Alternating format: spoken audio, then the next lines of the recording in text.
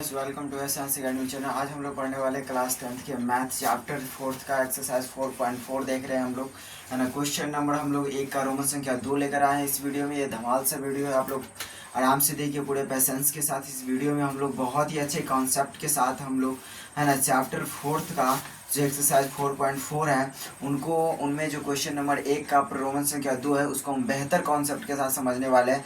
आसान से आसान भाषा में आपको समझाया जाएगा, ठीक है। तो चलिए हम लोग अपने वीडियो को शुरू करते हैं बिना देर के हुए। और वीडियो अच्छे लगते हैं चैनल को सब्सक्राइब कीजिए, लाइक कीजिए, कमेंट कीजिए, शेयर कीजिए, है ना। अधिक से अधिक सपोर्ट कीजिए ताकि आपके लेकर हम लोग धमाल से धमाल वीडियो लेकर के आएँ। और आपको हम बता दें कि इसके बाद आपका, है ना, चौथा चैप्टर का बायोलॉजी में स्टार्ट होने वाला है जिसमें हम लोग किडनी के बारे में पढ़ेंगे, है ना। तो चौथे चैप्टर आपको हम लोग बायोलॉजी में लेकर के आएंगे, उसमें किडनी के बारे में पढ़ाएंगे। चलिए आज की वीडियो को हम लोग शुरू करते हैं, इसके बाद वही बायोलॉजी ही स्टार्ट होगा चैप्टर समाप्त होने का, ठीक है। चलिए अपने वीडियो को हम लोग शुरू करते हैं बिना लेट किए हुए। तो हम लोग पढ़ते हैं एक बार क्वेश्चन को, हम लोग रीडिंग लगा लेते हैं। क्या कह रहे हैं क्वेश्चन तो यही कह रहा है कि निम्न द्विघात समीकरण में, जो नीचे में द्विघात समीकरण दिया गया उसका मूल्य ज्ञात करना है, मूल्य की प्रकृति ज्ञात करना है। क्या ज्ञात करना है? मूल्य की प्रकृति ज्ञात करना है। यदि मूल्य का अस्तित्व हो तो, यानी कि कह रहा है कि नीचे में जो समीकरण दिया गया उसका मूल्य की प्रकृति ज्ञात कीजिए, यानी कि डी का मान ज्ञात कीजिए। उसके बाद कहा है डी का मान, देखिए ध्यान से, मूल्यों की प्रकृति बोला ज्ञात करिए, यानी कि डी बराबर बी स्क्वायर माइनस 4ac, ये ज्ञात करना है। उसके बाद अगर मूल्य की प्रकृति के निकाल लेते हैं, फिर उसके बाद मूल्य का अस्तित्व हो, अस्तित्व यानी कि डी का मान 0 हो या डी का मान 0 से बड़ा हो, यानी कि प्लस की तरफ हो, है ना। तो उसका क्या निकालना है? मूल्य बराबर, यानी कि जो x का मान हम लोग निकालते हैं plus minus B plus minus root under B square minus 4ac बट्टा में 2, ये वाला जो हम लोग निकालते हैं, समझे ना बात को, है ना। तो इस वाले को हम लोग को लेकर के चलेंगे, ठीक है। चलिए तो हम लोग देखते हैं, ध्यान से देखिए। तो यहाँ पे हम लोग देखेंगे डी बराबर बी स्क्वायर माइनस 4ac, है ना, यानी कि मूल्य फिर निकालेंगे हम लोग उसका, जिसका अस्तित्व होगा फिर उसका हम लोग मूल्य, यानी कि इस फार्मूला से निकालेंगे minus B plus minus root under B square minus 4ac बटा में 2 है, ठीक है। तो पहले हम लोग मूल्य का प्राकृतिक देखते हैं, उसके बाद आगे बढ़ेंगे। मूल्य का प्राकृतिक निकालेंगे, अगर अस्तित्व हुआ उसका, यानी कि डी बराबर 0 है या डी का मान 0 से अधिक हुआ, फिर जाके उस फार्मूला को हम लोग बैठाएंगे, ठीक है। चलिए पहले हम मूल्य की प्रकृति याद करते हैं। सबसे पहले लिखेंगे हम लोग यहाँ, है ना। उसके बाद क्या लिखेंगे? ए का मान लिखेंगे। ए का मान क्या होता है? एक्स स्क्वायर का गुणांक होता है। तो एक्स स्क्वायर का गुणांक कितना है यहाँ पे? 3, तो 3 हो गया। फिर बी का मान कितना हो गया? माइनस फोर रूट थ्री, है ना, माइनस 4 रूट थ्री, कॉमा सी का मान कितना हो जाएगा? 4 हो गया, ठीक है। फिर यहाँ पे लिखेंगे हम लोग, हम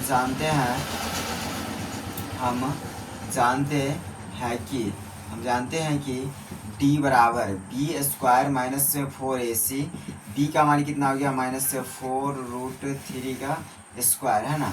उसके बाद माइनस 4 गुने ए का मान हो गया 3, सी का मान हो गया 4, है ना। यहाँ पे देखिए ये स्क्वायर दोनों के लिए, 4 के लिए भी और रूट थ्री के लिए, माइनस 4 का स्क्वायर कितना होगा? जाएगा 16, और दोनों के पीछे गुना का चिन्ह, गुना रूट थ्री से स्क्वायर, रूट थ्री है तो स्क्वायर से रूट कर दिया, बचा 3, तो 3 लिखे, माइनस 4, चढ़ते कितना हो जाएगा यहाँ पे? चढ़ती है 12 चौक, 48 हो जाएगा यहाँ पे, ध्यान से देखिए।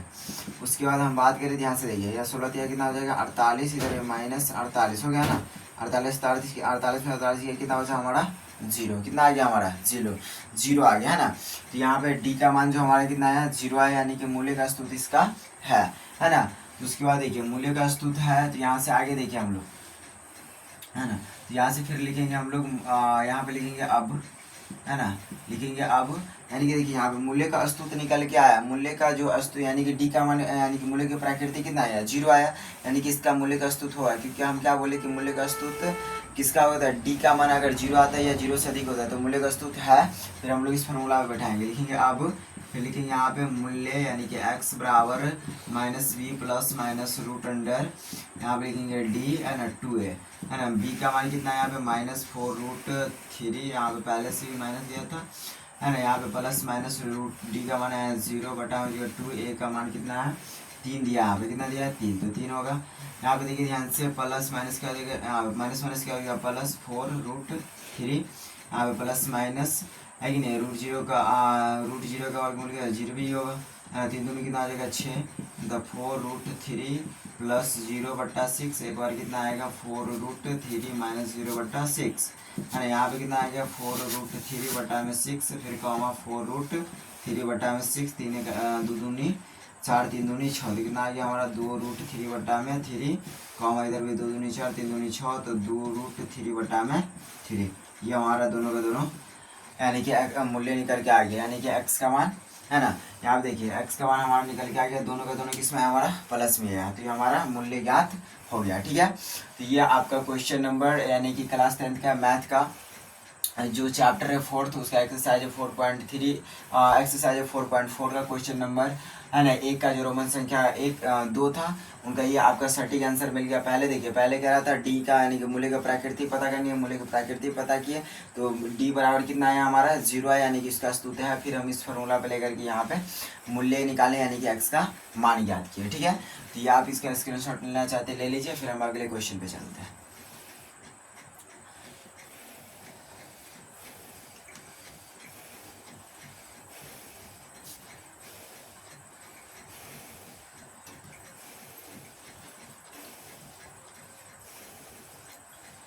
चलिए हम लोग अगले क्वेश्चन की ओर चलते हैं। यहाँ से देखिए अगले क्वेश्चन क्या कह रहा है, अगले क्वेश्चन क्या रहा है, ध्यान से देखिए।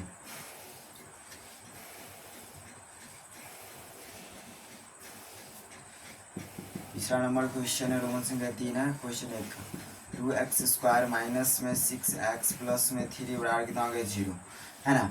इसका भी वैसे ही निकालना, चलिए निकालते हैं। सबसे पहले हम लोग यहाँ लिखेंगे यहाँ पे यहाँ है ना, उसके बाद a का मान लिखेंगे 2x² का गुणक होता है, b का मान लिखेंगे -6, c का मान हो गया हमारा 3। ठीक है, फिर यहाँ पे हम लोग क्या लिखेंगे, हम जानते हैं, क्या लिखेंगे हम लोग, हम जानते हैं, हम जानते हैं कि है ना, हम जानते हैं कि क्या जानते हैं, तो लिखेंगे हम लोग d बराबर b² माइनस 4ac है ना। b का मान कितना हो गया -6 का स्क्वायर हो जाएगा -4 गुने a का मान कितना हो गया 2, c का मान कितना 3, -6 का स्क्वायर कितना हो जाएगा 36, माइनस 4 कितना 4 दूनी 8 8 3 कितना हो जाएगा 24 है ना। 36 में 24 किया कितना हो जाएगा 12, तो डी का मान कितना आ गया यहाँ पे हमारा 12 आ गया। डी का मान कितना आया हमारा पे यहाँ पे 12 निकल कर आया, कितना 12 हो गया। ठीक है ना, तो यहाँ पे देखिए डी का मान कितना है 0 से अधिक है, तो इसका यह भी मूल्य अस्तुत होगा। तो यहाँ पे फिर से हम लिखेंगे अब क्या लिखेंगे, अब मूल्य यानी कि x बराबर क्या हो जाएगा -b प्लस माइनस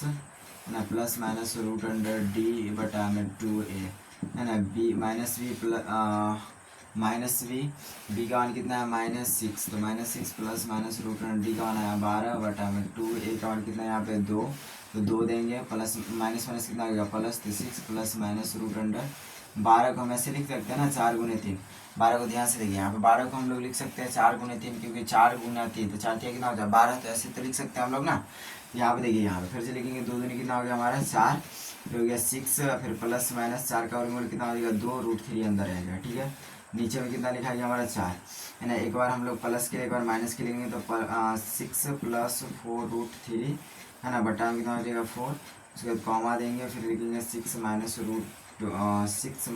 2√3 बटा में 4 हो गया।